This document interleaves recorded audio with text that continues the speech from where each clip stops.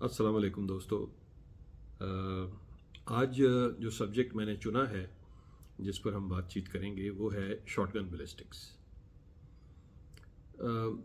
Vlog शुरू करने से पहले मैं आपको बता दूं कि ज़रूरी नहीं है कि ये वीलॉग सुनने के बाद आपकी शूटिंग एबिलिटी, आपका निशाना, आपकी स्कोरिंग बेहतर हो जाएगी।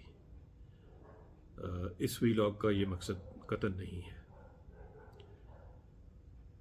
शॉटगन बैलिस्टिक्स के बारे में जानना इसलिए ज़रूरी है कि बहुत से मिथ्स हैं जो हमने सुन रखे हैं बुज़ुर्गों से, अपने दोस्तों से, अपने से बेहतर शिकारियों से। बहुत से गलत ख़यालात हैं जो शॉटगन के बारे में हमारे जहन में आते हैं। उनकी तस्हीह करना, उनकी दुरुस्तगी करना और बैलिस्टिक्स के बारे में उन एस्पेक्ट्स को उजागर करना जो मैं समझता हूँ मेरी नज़र में ज़रूरी है। याद रखें कि बैलिस्टिक्स का सब्जेक्ट एक बहुत लंबा और वसी सब्जेक्ट है। इसके ऊपर कई दिन तक बातचीत हो सकती है और किसी भी डेप्थ में जाया जा सकता है डिटेल की। लेकिन जिन टॉपिक्स पे मैं बात करूँगा ये वो टॉपिक्स हैं जो रोज़मर्रा ज़िंदगी में, अपनी हंटिंग में, अपनी शूटिंग लाइफ में हमें इनसे वास्ता पड़ता है और इनके बारे में ख्यालात हमारे जहन में उभरते हैं ताकि एटलीस्ट वो चीज़ें हमें क्लियर हो जाए। सबसे पहले देखते हैं कि शॉटगन बैलिस्टिक्स है क्या चीज़। ये लफ्ज़ आपने अक्सर सुना होगा। इसका मतलब क्या है? ये वो साइंस है जो स्टडी करती है शॉटगन के जो पैलेट्स हैं, जो इसके छर्रे हैं, उसके सफ़र के बारे में। अब आप जानते हैं कि उसके सफ़र की 3 स्टेजेस होती हैं और यही बैलिस्टिक्स की 3 टाइप्स भी हैं। पहली स्टेज होती है जब ये छर्रे बैरल के अंदर सफ़र कर रहे होते हैं। इसको हम इंटरनल बैलिस्टिक्स कहते हैं। इंटरनल बैलिस्टिक्स स्टार्ट वहाँ होती है जब आपका firing pin cap, percussion cap के ऊपर स्ट्राइक करती है और परकशन कैप फटती है जो कि चार्ज को आग लगाती है। चार्ज जलता है, गैसेस बनती हैं, हीट प्रोड्यूस होती है और वो बड़ी तेज़ी से एक्सपैंड करती हैं, फैलती हैं और पुश करती हैं पैलेट्स को जो कि बैरल के अंदर हरकत करने में आ जाते हैं और एक वक्त आता है कि वो मज़ल से निकल जाते हैं। यहाँ पर इंटरनल बैलिस्टिक्स ख़त्म हो जाती है। यहाँ से बैरल को छोड़ने के बाद से लेकर टारगेट तक पहुँचने तक का जो सफ़र है वो अमूमन हवा में होता है और इस सफ़र को हम एक्सटर्नल बैलिस्टिक्स कहते हैं। इसमें तमाम वो मुहर्रिकात, कशिश शकल, हवा, टेम्परेचर, ह्यूमिडिटी, एयर में कसाफत कितनी है, ये सारी चीज़ें मैटर करती हैं। फिर परिंदे की स्पीड, उसकी डायरेक्शन, आपका लीड देना, ये सारी चीज़ें उसमें कवर हो जाती हैं जब तक के पैलेट्स आपके टारगेट तक पहुंच नहीं जाते। इस सफ़र को हम एक्सटर्नल बैलिस्टिक्स कहते हैं।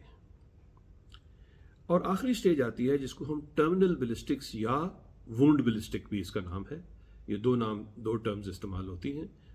ये साइंस की वो एस्पेक्ट्स हैं जो कि आपके पैलेट्स या आपकी बुलेट का टारगेट को टच करने के बाद पेनिट्रेट करना और या उसकी बॉडी में रह जाना या बॉडी को परफोरेट करके पार निकल जाना, इन तमाम एंगल्स को जब हम पढ़ते हैं, जब इनके बारे में गौर व फिक्र करते हैं, तो इसको हम टर्मिनल बैलिस्टिक्स या वुंड बैलिस्टिक्स कहते हैं।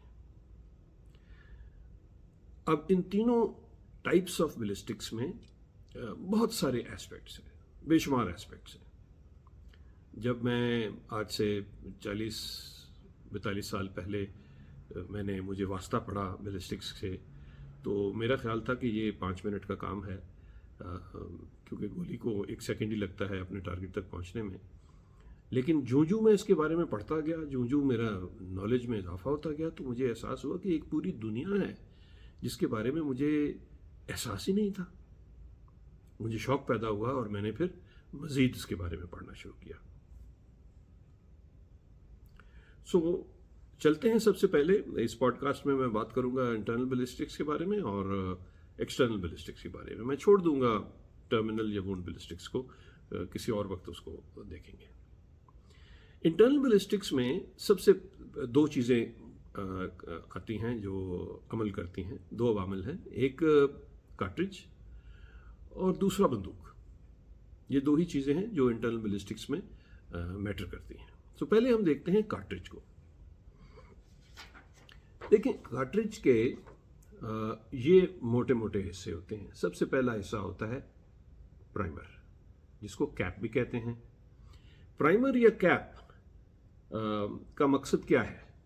इस प्राइमर का सिर्फ एक मकसद है कि जब फायरिंग पिन इसको हिट करे तो ये फट जाए और इसके ऊपर जो चार्ज पड़ा हुआ है, जो बारूद पड़ा हुआ है, इसको आग लगा दे।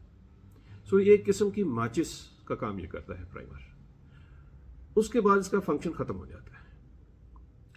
उसके बाद फंक्शन शुरू होता है चार्ज का या प्रोपेलेंट का, जो बर्न करता है एक खास स्पीड से, एक खास वेलोसिटी से, एक खास टाइम के अंदर अंदर उसने मुकम्मल तौर पर बर्न कर जाना होता है।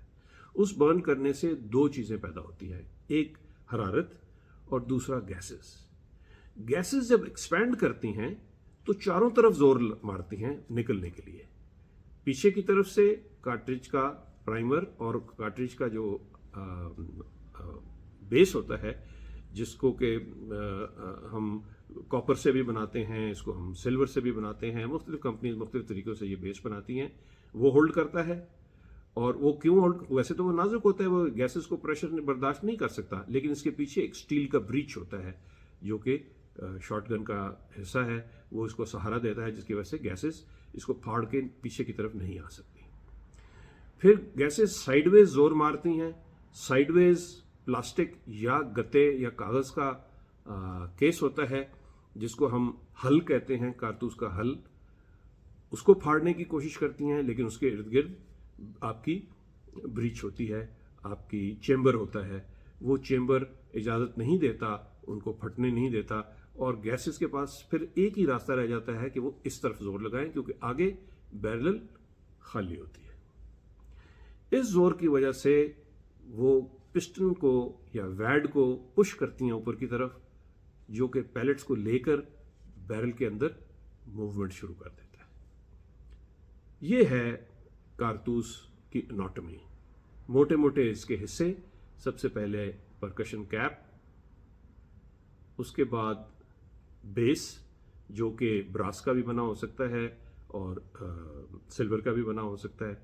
उसके बाद हल जो है ये किस्म का बर्तन है जो कि प्लास्टिक का आजकल आ रहा है, पहले ज़मानों में गत्ते और कागज़ का बना होता था। इस बर्तन के अंदर ये सारे कंपोनेंट्स इकट्ठे किए जाते हैं। उसके बाद प्रोपेलेंट है या बारूद जिसने जलना होता है। उसके बाद वैड आ जाता है। वैड की मुख्तलिफ इकसाम हैं। कुछ ऐसे वैड हैं जिनके अंदर प्लास्टिक का स्प्रिंग लगा होता है, उसको पावर पिस्टन कहते हैं। कुछ खाली प्लास्टिक होता है जो कि कंप्रेसिबल होता है। उसके आगे इसकी कप की एक शेप बनी होती है, उस शेप के अंदर पैलेट्स रखे हुए होते हैं और टॉप के ऊपर क्रिम्प किया हो जाता है ताकि जब आप बंदूक को ऐसे करें तो ये शरे बाहर ना गिर जाए। ये है एक कारतूस और उसकी बनावट। इसको जहन में रखिए ताकि जब हम बाद में डिस्कशन करेंगे तो इन चीज़ों का जिक्र आएगा।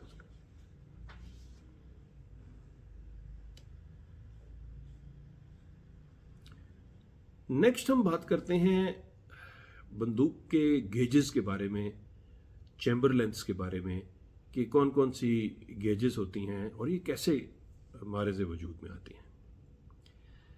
आपने सुना होगा 12 बोर, 16 बोर, 20 बोर, 28 बोर और हत्ता के 410 बोर भी। ये क्या है 12 बोर और क्या है 16 बोर और क्या है 20 बोर? अंग्रेज़ों ने जब ये सिस्टम ईजाद किया था तो उन्होंने 1 पाउंड सिक्का, लेड 1 पाउंड लिया, उसके 12 बराबर हिस्से कर दिए। हर हिस्से को एक गोल या एक बॉल की शक्ल दे दी। उस बॉल का जो कुतर था उसको नाम दे दिया 12 बोर का या 12 गेज का, क्योंकि 1 पाउंड के 12 हिस्से किए गए थे। और इंचों में जब नापा गया तो पता चला कि 12 बोर जो है उसका कुतर = 727 इंच बनता है। 0.7 to 7 इंच। उसी 1 पाउंड को जब उन्होंने 10 हिस्सों में तकसीम कर दिया तो बड़े बॉल्स बन गए और उनका कुतर इशारिया 780 इंच बन गया। उसको उन्होंने 10 गेज का नाम दे दिया। अगर उसी 1 पाउंड सिक्के के 16 हिस्से कर दें तो वो 16 गेज बन जाती है।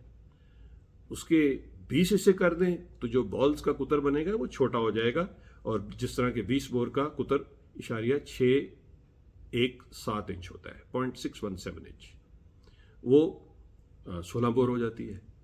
अगर 1 पाउंड लेड के 20 टुकड़े कर दिए जाएं बराबर और हर टुकड़े को बॉल की शक्ल दे दी जाए तो उसका कुतर इशारिया 617 इंच बनेगा और वो 20 गेज कहलाएगी।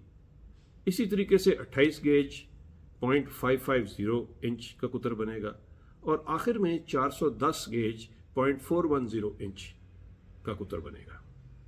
सो ये अब आपको चीज़ वाज़ेह होगी कि हम 12 बोर को 12 बोर क्यों कहते हैं, क्योंकि इसका जो साइज है, जो उसका कुतर है, वो उस बॉल की कुतर के साथ मुनासबत रखता है जो कि 12वां टुकड़ा है 1 पाउंड ऑफ लेड का। अगर ये 16 टुकड़े होते तो ये 16 गेज होती, अगर ये 20 टुकड़े होते तो ये 20 गेज होती। सो ये आप चीज़ क्लियर होगी आपको कि 12 बोर, 16 बोर और 20 बोर और 28 बोर और 410 बोर में क्या फ़र्क पड़ता है। दूसरी चीज़ जो मैं आपके नोटिस में लाना चाहता हूँ कि शॉटगन जो हैं 2 किस्म की होती हैं बैरल की बनावट के लिहाज से। वैसे तो शॉटगन्स की मुख्तलिफ इकसाम हैं, कोई डबल बैरल है, कोई साइड बाय साइड है, कोई ओवर अंडर है, कोई सेमी ऑटोमेटिक है, कोई पंप एक्शन है, कोई सिंगल बैरल है। लेकिन बैरल की बनावट के लिहाज से, अंदरूनी बनावट के लिहाज से शॉटगन की 2 किस्में। एक होती है स्मूथ बोर जिसके अंदर कोई ग्रूव्स नहीं होते, दूसरी होती है राइफल्ड जिसके अंदर ग्रूव्स कटे होते हैं। इसकी मैं आपको पिक्चर दिखाता हूं।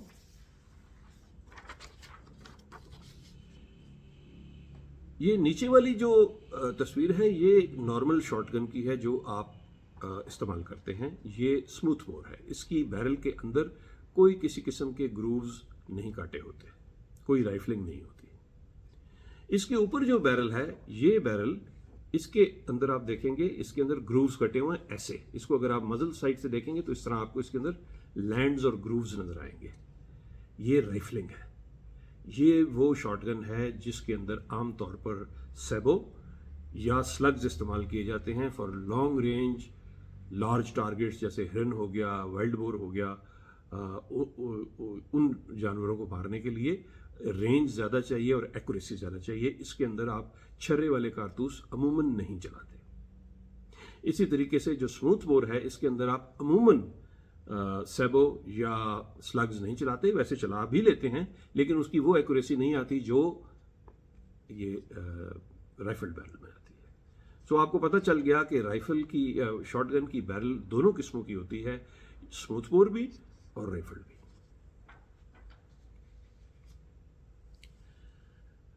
इसके साथ ही आपके जहन में सवाल पैदा होना चाहिए कि राइफल्ड बैरल और स्मूथ बोर बैरल में फ़र्क क्या है, क्यों है, क्यों हम ये 2 मुख्तलिफ चीज़ें बनाते हैं। देखें, कोई भी चीज़ हवा में जब उड़ती है उसको स्टेबिलिटी चाहिए होती है। अगर आप पत्थर को हवा में फेंकेंगे तो आप देखेंगे पत्थर टॉपल करता हुआ ऐसे जाता है हवा में, एक डायरेक्शन, मतलब एक मेंटेन नहीं करता अपनी फ्लाइट को। अब उसको स्टेबलाइज करने के लिए, ताकि वो उल्टा पुल्टा ना हो, क्योंकि उल्टा पुल्टा होने से उसकी एक्यूरेसी में फ़र्क आ जाएगा, उसको स्टेबलाइज करने के 2 तरीके हैं दुनिया में। एक तरीका तो ये है कि उसको घुमा दिया जाए, स्पिन दे दी जाए। इसकी मैं आपको मिसाल दूंगा, आपने बचपन में लट्टू चलाए होंगे। लट्टू को अगर आप अपनी चोंच पे खड़ा करें तो वो गिर जाता है, लेकिन जब आप उसको स्पिन दे देते हैं तो फिर वो अपनी चोंच पे खड़ा रहता है, स्टेबलाइज हो जाता है और उस वक्त तक खड़ा रहता है जब तक उसकी स्पिन बरकरार रहती है। जो इसकी स्पिन खत्म होती है गिर जाता है। बिल्कुल इसी तरीके से शॉटगन के अंदर लट्टू को घुमाने के लिए आप रस्सी इस्तेमाल करते हैं, डोरी। शॉटगन के अंदर प्रोजेक्टाइल को घुमाने के लिए आप ग्रूव्स और लैंड्स काट देते हैं, राइफलिंग बना देते हैं।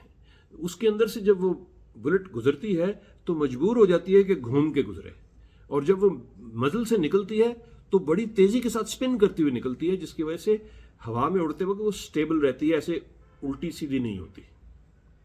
सो हवा में उसको स्टेबलाइज करने के लिए आपने राइफल्ड बैरल बना दी ताकि स्पिन दी जा सके, ताकि प्रोजेक्टाइल आपका स्टेबल रहे फ्लाइट के दौरान। ये स्टेबिलिटी दुरुस्त है, ये स्टेबिलिटी चाहिए फॉर लॉन्ग रेंज शूटिंग। लेकिन अगर आपने फायर करना है किसी चीज पे जो 10, 20, 30, 40, 50 गज पर है, तो आपको वो स्टेबिलिटी और वो कंसिस्टेंसी नहीं चाहिए, आपको स्प्रेड चाहिए, क्योंकि आप पैलेट्स इस्तेमाल कर रहे हैं, आप एक बुलेट नहीं इस्तेमाल कर रहे। आपके पास सैकड़ों पैलेट्स निकल रहे हैं एक कारतूस में से, 200 से लेकर 400, 600 पैलेट्स तक निकल रहे हैं, और आपको आप चाहते हैं कि वो पैलेट्स बजाय स्टेबल जाने के वो स्प्रेड होके जाएं, ताकि टारगेट उस स्प्रेड के दौरान, उस फैलाव के दौरान कहीं ना कहीं पकड़ा जाए। तो यहां आपको स्पिन की जरूरत नहीं है। देयरफॉर आप ऐसी बैरल बनाते हैं जो स्मूथ बोर होती है। अब आपको फर्क वाज़ेह हो गया कि राइफल्ड बैरल ग्रेटर स्टेबिलिटी के लिए, लॉन्ग रेंज के लिए बनाई जाती है। Smooth bore barrel short guns की हद तक मैं बात कर रहा हूं, गन्स इसके अलावा भी होती हैं, हम उस बहस में नहीं पड़ेंगे फिलहाल। स्मूथ बोर बैरल जो शॉर्ट गन की है वो इसलिए बनाई जाती है कि आपको वो लॉन्ग रेंज नहीं चाहिए, आपको 40-50 गज तक इफेक्टिवनेस चाहिए, और आपका इंटरेस्ट स्प्रेड की तरफ ज्यादा है और एक नुक्ते के ऊपर एक्यूरेसी की तरफ कम है, क्योंकि आप बहुत सारे पैलेट से डील कर रहे हैं, एक बुलेट से डील नहीं कर रहे। आप चाहते हैं कि कंट्रोल डिस्पर्शन हो, क्योंकि कंट्रोल डिस्पर्शन होने से ही पैटर्न बनेगा, और पैटर्न के अंदर फिर परिंदा काबू आ जाएगा।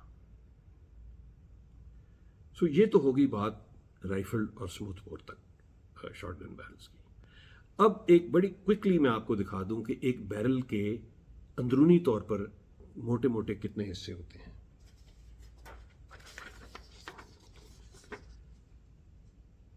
सबसे पहला हिस्सा चेंबर है। इस चेंबर में आपका कारतूस डाला जाता है। इस चेंबर की लंबाई 2.5 इंच भी हो सकती है, पुराने वक्तों में होती थी, फिर 3.25 इंच हो गई, फिर 3 इंच हो गई, अब 3.5 इंच भी हो गई है। सो जितना कारतूस लंबा होगा उतना लंबा चेंबर होगा। इस चेंबर के बाद बैरल शुरू होती है, लेकिन चेंबर और बैरल के दरमियान ये एक छोटा सा हिस्सा है जहां पर स्लोप आ गई है। ये स्लोप है, इसको हम कहते हैं फोर्सिंग कोन। ये वो जगह है जहां पर जो ही पैलेट्स मूवमेंट शुरू करते हैं, यहां पर उनको पहली रिस्ट्रिक्शन मिलती है और उनको एक किस्म का पकड़ के दबा दिया जाता है ताकि वो फिट हो सकें बोर के अंदर, चूंकि बोर चेंबर से छोटा होता है, तंग होता है।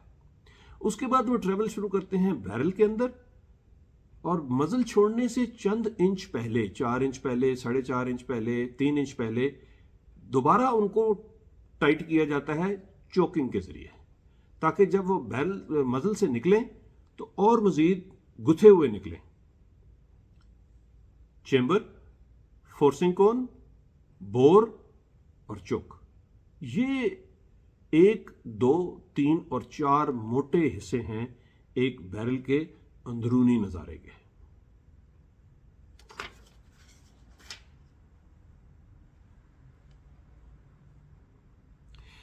यहां पर